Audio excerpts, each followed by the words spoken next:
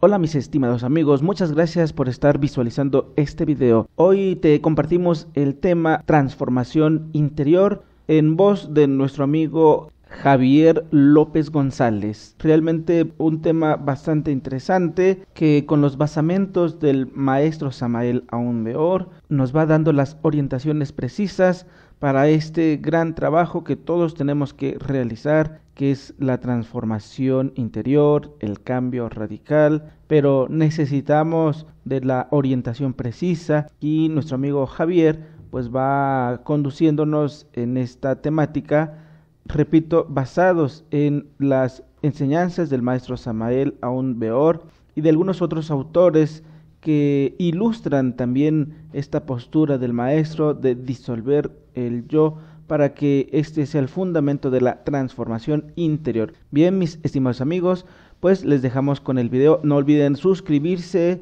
darle like y compartir para que lleguemos a cientos, a miles y millones de personas. Hasta la próxima. Hola, ¿qué tal? Saludamos a todo el amable auditorio que nos acompaña en este programa La Ciencia de la Conciencia. El tema que veremos el día de hoy se titula La transformación interior, o también podríamos llamarle el cambio radical. Cada uno de nosotros hemos sentido la necesidad de cambiar, de transformarnos, y buscamos diferentes sistemas, diferentes métodos a través del estudio de alguna filosofía o a través de la práctica de alguna religión, y en ocasiones no logramos nuestro objetivo, sentimos que fracasamos, que no hemos dado con la fórmula exacta de cómo cambiar, de cómo transformarnos. Si nuestro propósito, nuestro anhelo de cambio, de transformación, no incluye el estudio de nosotros mismos, de nuestra propia psicología, de nuestras emociones, de nuestros pensamientos, ese sistema, ese método estará condenado al fracaso. En estos estudios gnósticos, el objetivo final es el cambio, la transformación de la persona, que quede convertida en algo diferente a lo que era antes. Y esto tiene mucha relación con el estudio de sí mismo, empezar a autoobservarse, alcanzar a mirar nuestros propios defectos. Sobre este aspecto, pues nos han hablado todas las grandes culturas, todas las grandes civilizaciones en el antiguo Egipto, en el México de nuestros antepasados. También hablaron de la muerte del ego. Para empezar, pues debemos saber que la palabra ego significa en latín defecto o yo. Hay diferentes yoes en nuestro interior, en nuestra forma de pensar, en nuestra forma de sentir, y por lo tanto se manifiestan en nuestra forma de actuar, también en nuestras palabras. Nuestro trabajo, nuestra tarea sería, para lograr ese cambio, esa transformación, lograr descubrir esos defectos en nosotros mismos y llevarlos, pasarlos por un proceso de comprensión y posteriormente de eliminación. Como decíamos, todos los grandes hombres de todos los grandes tiempos, como el Buda, el maestro Zoroastro, Krishna en la India, pues ellos han hablado de que siguieron un método, un sistema para lograr esa muerte psicológica, esa eliminación de sus propios defectos. Vamos a dar lectura a un libro que incluye los relatos del despertar de este personaje que es Buda, que vivió 6 siglos antes de la era cristiana. En este libro, que se llama Mahabhaga, pues son relatos del despertar espiritual de este maestro, de este personaje que es Buda, y de sus grandes discípulos. Y dice así este texto: amigo mío, tu aspecto es sereno y tus ojos brillan, indicando la pureza y la beatitud. El santo Buda respondió: he obtenido la libertad por la extinción del yo. Mi cuerpo es casto, mi espíritu está libre de todo deseo, y la más completa verdad ha venido a morar en mi corazón. He obtenido el nirvana. Por eso es mi aspecto sereno y brillan mis ojos. Hasta ahí el relato, este fragmento de ese libro, el Mahabhaga. Y bueno, pues aquí vemos nosotros esta aniquilación, esta eliminación a la que tuvo que someterse este maestro del Oriente, que es Buda, para poder lograr tener esa serenidad, esa quietud, ¿sí? Para alcanzar el nirvana. El nirvana, pues, es un término sánscrito, pues que en nuestro idioma, en nuestro lenguaje, vendría siendo sinónimo de alcanzar el cielo.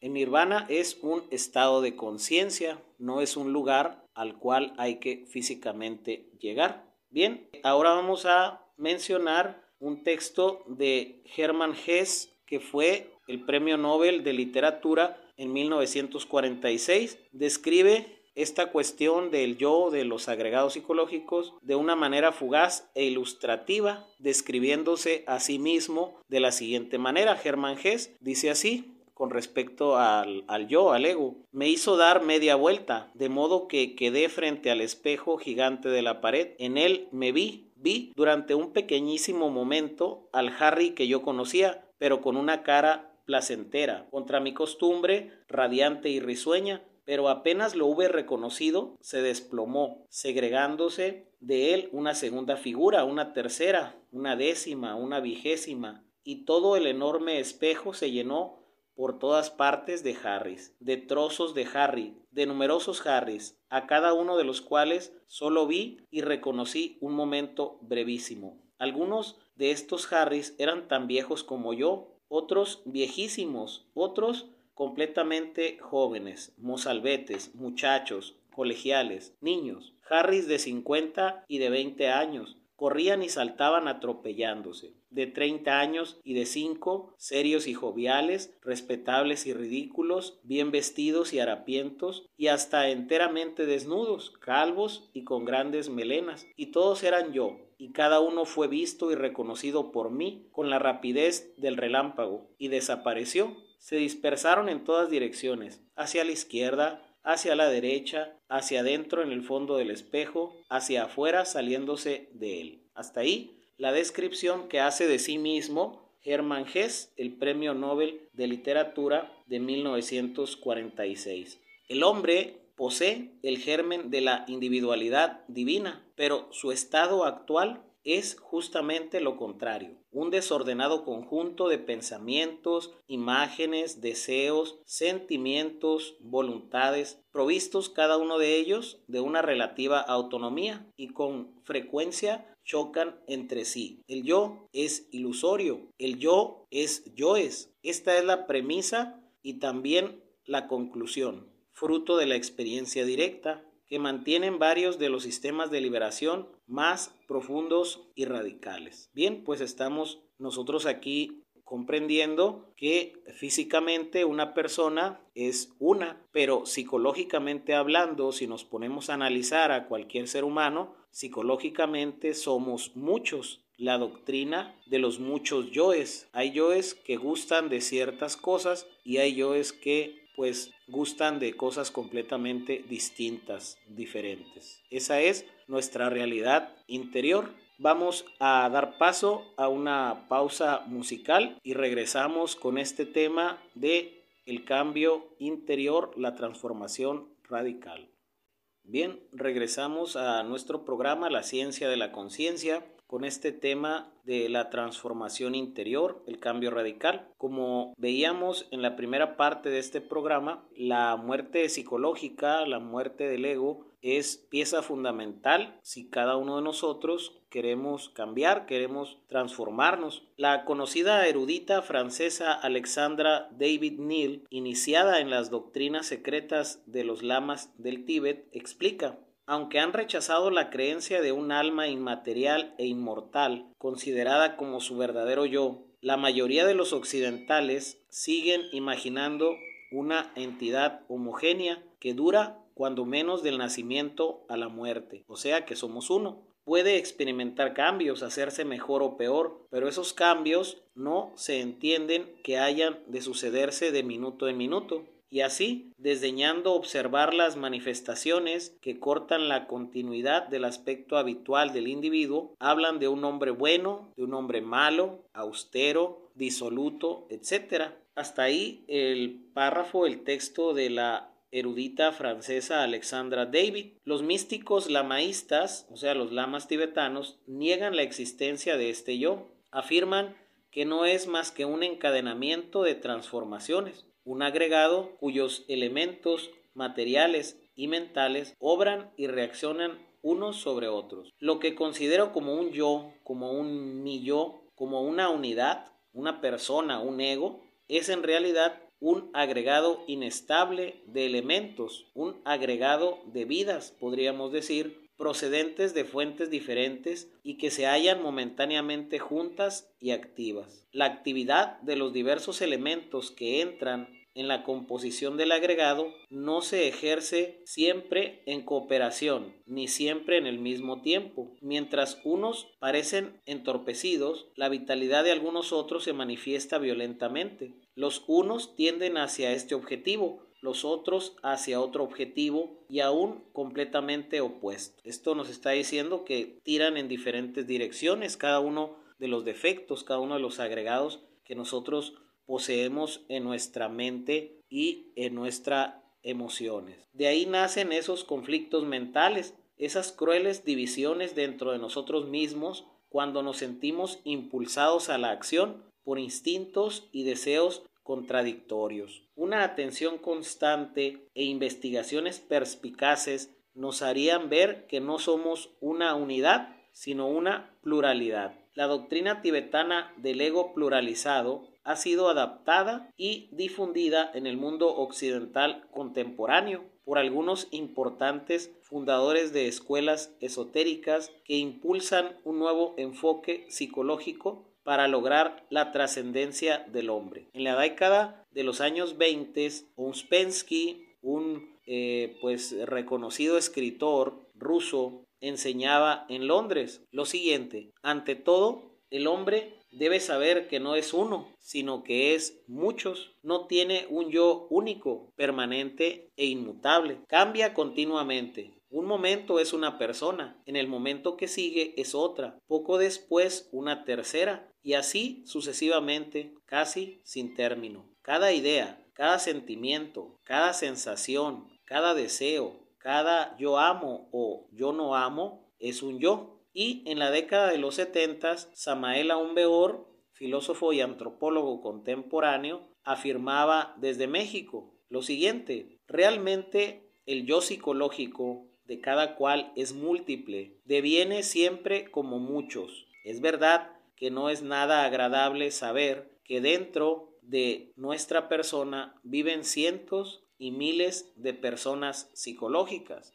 Cada defecto psicológico es una persona diferente existiendo dentro de nosotros mismos, aquí y ahora. Hasta ahí lo que menciona el maestro Samael Aun Weor sobre esta doctrina de los muchos yoes. De acuerdo con esta concepción, el ego, lo que soy yo, es una multitud de defectos. En un lenguaje cristiano, derivaciones y derivaciones de los 7 pecados capitales: pereza, orgullo, codicia, ira, lujuria, gula, envidia. Esos son los 7 pecados capitales. De los 7 inmundos demonios que Jesús expulsó de su discípula María Magdalena. Los antiguos llamaron apéndices o agregados a los elementos que constituyen el sí mismo, indicando así que estos son algo ajeno a la verdadera naturaleza, que en los términos de Samael Aun Weor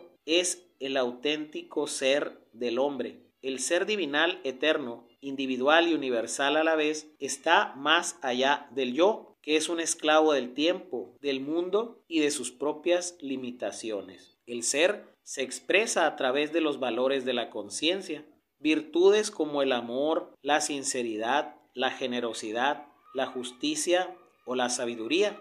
Lamentablemente, como puede verificarse en la vida práctica, las manifestaciones de la conciencia son obstruidas por un sinnúmero de yoes que condicionan su acción.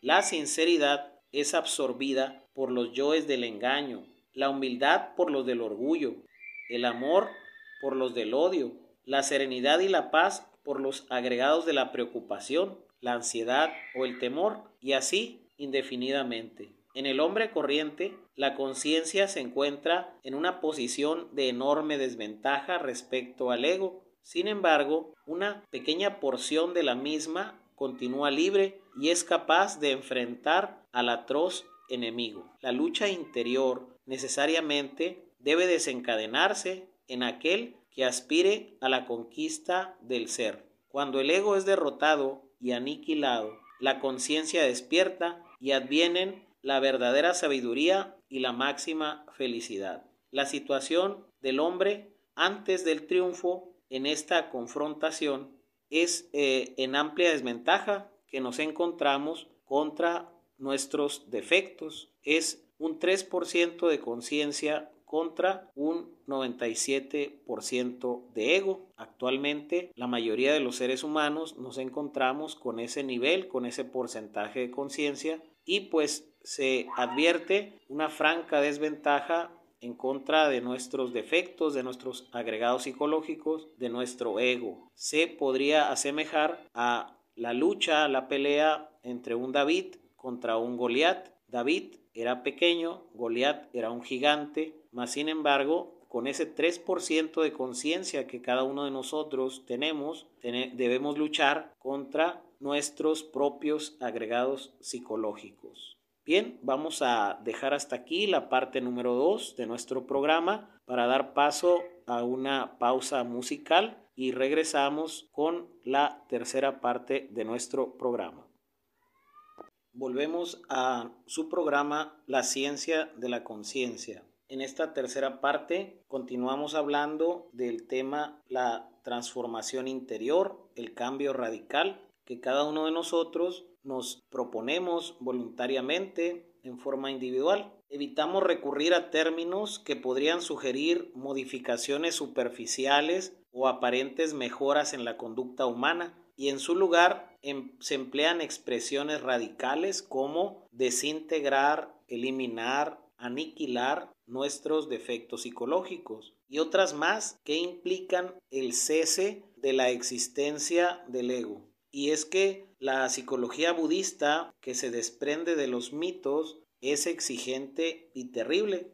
La transformación debe ser íntegra hasta la raíz, y esto no sería posible sin la energía de la muerte. Aztecas y mayas reverenciaron al aspecto femenino de Dios y a la madre muerte como una unidad dinámica. Los hindúes han adorado a Shiva, que es un personaje que es conocido como el señor de la danza o el bailarín cósmico. Algunos pues lo hemos visto en algunas imágenes, en algunas esculturas, y pues porta 4 brazos y está en una actitud como de alguien que está bailando, alguien que está danzando. En su mano derecha tiene un tambor, un címbalo, y en su mano izquierda un fuego. El tambor simboliza la creación en la mano derecha y el fuego pues simboliza la destrucción. Se le conoce a Shiva en la India como una divinidad que al mismo tiempo crea y destruye, con ese doble aspecto. Federico Hegel, un filósofo alemán de finales del siglo XVII y principios del siglo XVIII, enunció un proceso dialéctico semejante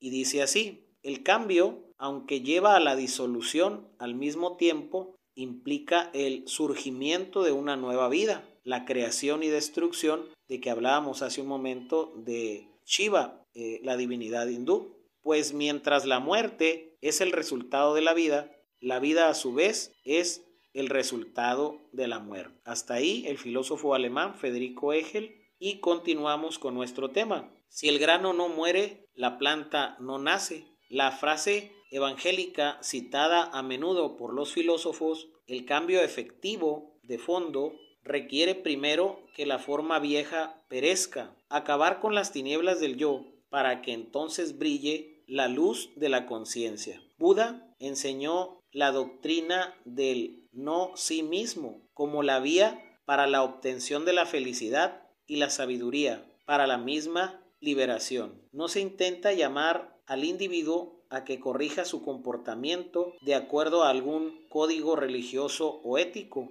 sino provocar auténticas revoluciones en su interior. Buscar la trascendencia en la continuidad y en la vida del sí mismo es un error. Los sabios han dicho, mejor es morir, refiriéndose a la muerte de nuestros agregados, de nuestros defectos psicológicos. Al comprender y eliminar un defecto, espontáneamente nace la virtud opuesta.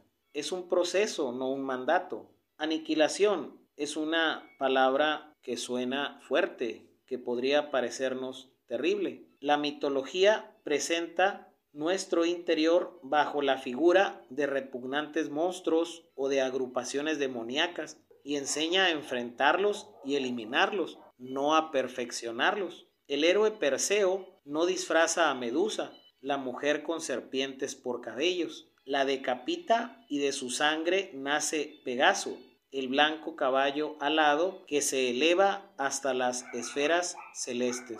De nada sirve maquillar a Medusa. No es posible obtener a Pegaso sin aniquilar antes al monstruo. Es el camino de la muerte psicológica. La renovación por la propia destrucción ha sido representada durante milenios por el ave fénix, pájaro mítico de extraordinaria belleza del que se decía que luego de vivir cientos de años en el desierto se quemaba en una pira tan solo para levantarse con mayor vigor de sus cenizas.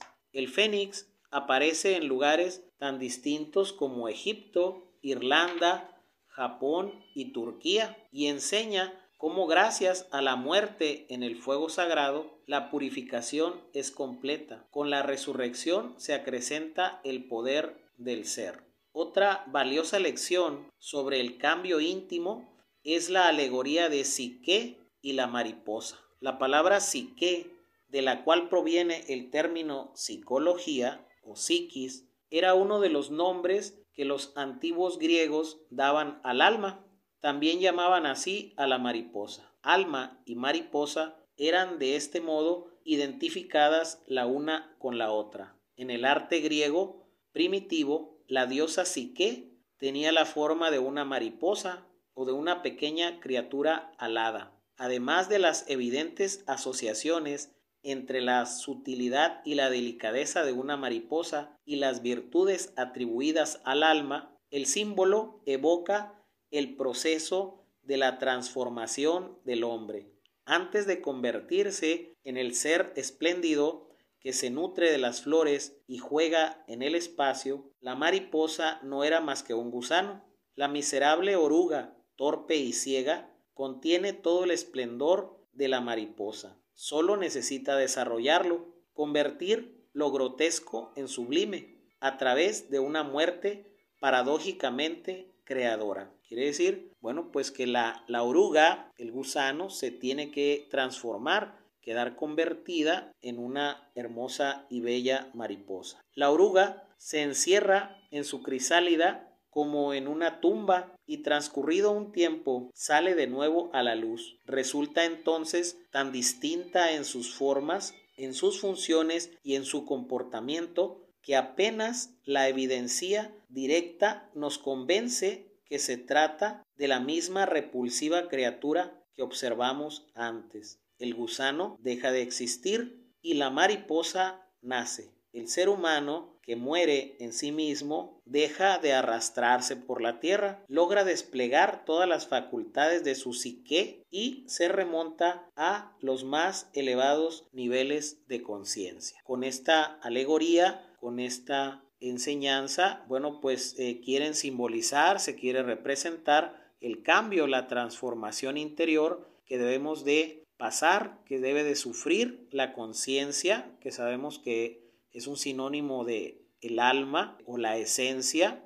Después de ese trabajo sobre sí mismo, quedar convertida, quedar transformada en algo completamente distinto, diferente. Vamos a dar paso nuevamente a una pausa musical y regresamos con la parte final de nuestro programa.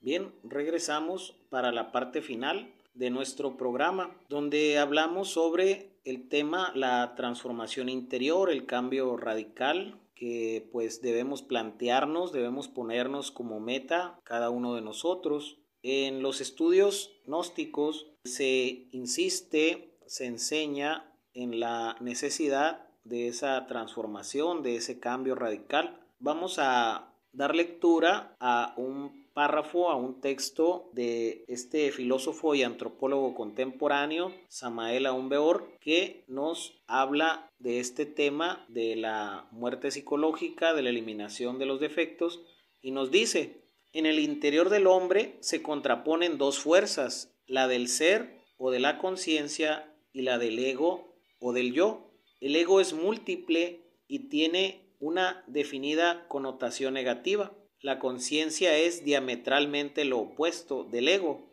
sabiduría, conocimiento, virtud, luz. En el hombre común, la mayor parte de la conciencia se encuentra fraccionada y atrapada por el ego pluralizado. El resurgimiento de los valores de la conciencia es posible si se aniquilan los elementos psicológicos que forman el ego. Aquí, pues, nos insiste en esta multiplicidad psicológica que cada uno de nosotros llevamos cargando en nuestro interior. Continuamos. En el estado actual del hombre corriente, la casi totalidad de la conciencia está dividida y sus valores prisioneros en cada uno de los yoes. Quiere decir que tienen aprisionada la conciencia cada uno de estos defectos. Sin embargo, no todo está perdido. Una pequeña fracción de la conciencia sigue aún en libertad, es ese 3% del que hablábamos, y asistida es capaz de emprender con valentía su lucha de reconquista. Así como al romper la envoltura del átomo se despierta la energía cautiva en su interior, y al desintegrar una cantidad de átomos se ocasiona una reacción en cadena, así también, al desintegrar los yoes, brilla la luz de la conciencia que estaba contenida en ellos, y al destruir muchos defectos, se provocan conmociones psíquicas que pueden llevar hasta los más insospechados niveles del ser. En la transposición psicológica que desarrollamos en los siguientes textos, la confrontación ego-conciencia es el núcleo del drama que tiene por escenario la propia alma o conciencia del hombre. Drama que es exteriorizado en relatos y símbolos que aparecen una y otra vez en distintos tiempos y lugares. Los personajes son identificados como elementos de representación psíquica y la acción es interpretada en términos de movimientos del ego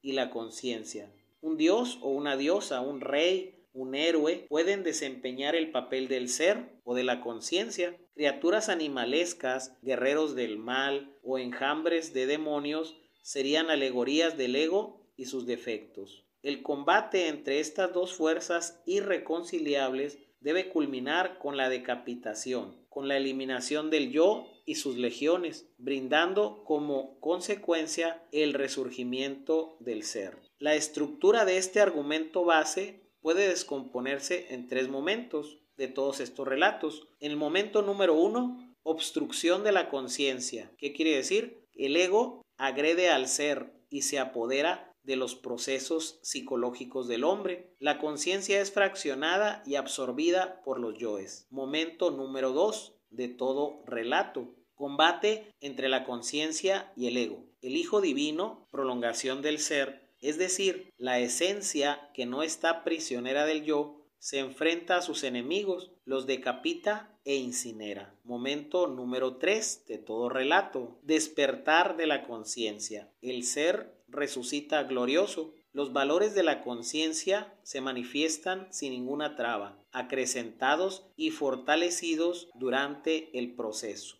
Estos 3 momentos, como ya dijimos, se presentan en toda alegoría, en todo cuento mitológico, en toda anécdota. Vemos que se repiten estos 3 momentos. Naturalmente, no puede esperarse que todos los mitos se ajusten con exactitud a este modelo. Aunque el corazón de la enseñanza se mantiene, las variaciones que presentan los relatos quizás obedecen a la necesidad de destacar ciertos puntos del proceso, según el lugar y la época en que se enseñaron. Además, muchas de las fuentes que han sobrevivido hasta nuestros días presentan versiones deformadas e incompletas de las antiguas historias. De cualquier manera, al estudiar los mitos y los símbolos desde el punto de vista del despertar de la conciencia, no podemos menos que compartir las reflexiones de Nicholl cuando dice: es una sorprendente experiencia para aquel que se ha familiarizado con las ideas de este trabajo y ha empezado a comprender algo de su verdadera significación, abrir un libro escrito, digamos, hace 1000 o 2000 años o aún más, y encontrar alguna oración que es de alguna manera el puro trabajo. Significa, para empezar, que el sistema de trabajo que estamos estudiando no es en absoluto nuevo. Esto de querer eliminar los defectos no es nuevo en el sentido de que no fue inventado recientemente por algún hombre y fraguado en su propia mente como alguna pasajera teoría psicológica moderna. Había sido comprendido y enseñado desde los albores de la historia conocida, la cual es sólo una breve parte